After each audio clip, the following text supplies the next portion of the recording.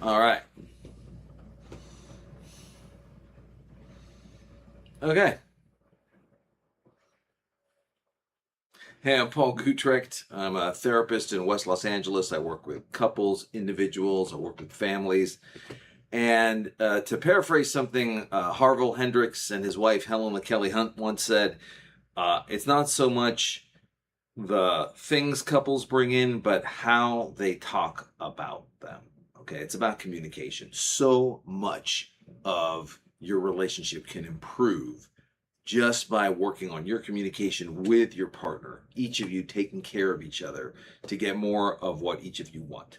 Okay. So today, recently I had a conversation where we circled back to the idea of somebody being a nag. And it doesn't matter if it's the man or the woman, whichever partner, and it can be, it happens in same sex couples as well. Am I being a nag? All right. Am I asking for the same thing over and over? And something wasn't sitting quite well with me as a couples therapist. I was thinking, yeah, okay, but the reason you're, so I want to take this apart, like look at the nature of that.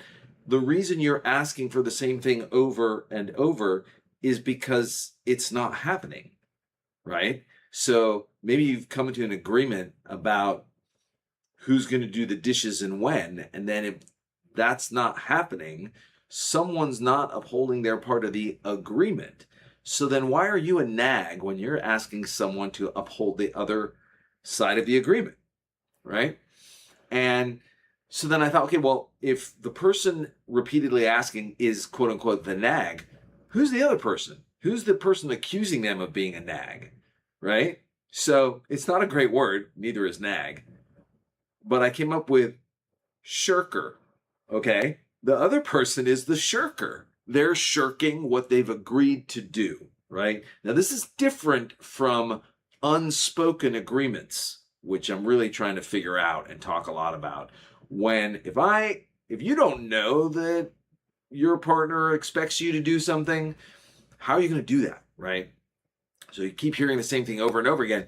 You need to have a conversation about what are the expectations and what are the needs, right, that come before expectation, right? So communication is what it all comes back down to. So once there is agreement, okay, the person who is asking about the agreement gets labeled as the nag if they have to ask several times, while the other person gets all defensive and maybe ashamed that they haven't done what they're supposed to do. And they don't talk about, I'm feeling overwhelmed, I'm feeling stressed out. They're instead they attack their partner, right? So then they are the quote unquote shirker, right? But what I really want to do is get away from both of these labels, okay? These are terrible labels and they don't make anybody feel better and they don't get stuff done in any effective way, right? What I want to do is try to pull the judgment out of it, okay, as much as possible. And this is hard to do if you're on the receiving end of something not happening, right? So it's kind of like come home at the end of the day and there's a sink full of dishes from daytime use. And there's an agreement about I'm going to come home at the end of the workday and I'm going to do the dishes from dinner. But anything that happens during the day is the responsibility of whoever used those dishes during the day. As an example, okay? Very basic example, universal example, fairly universal example, okay?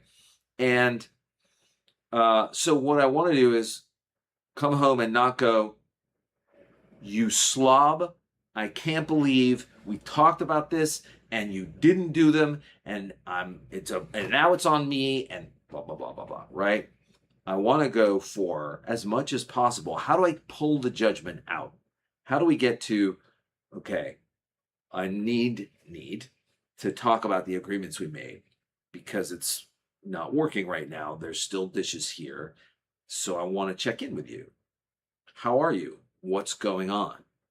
Because maybe this is symptomatic of stress, of an imbalance of allocation of tasks in the home.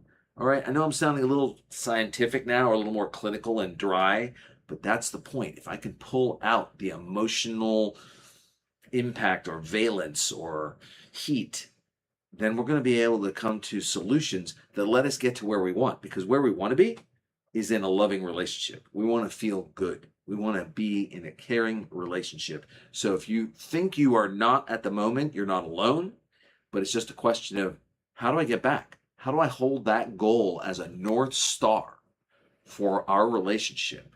Loving, caring, fun, supportive relationship. How do we get back there? We're going to need to take some steps back and undo some things, but we can.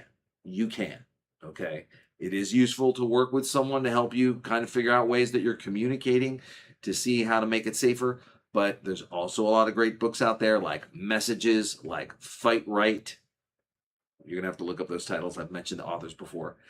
And the combination of maybe an outside counselor for a limited amount of time and your own work, you're going to get there.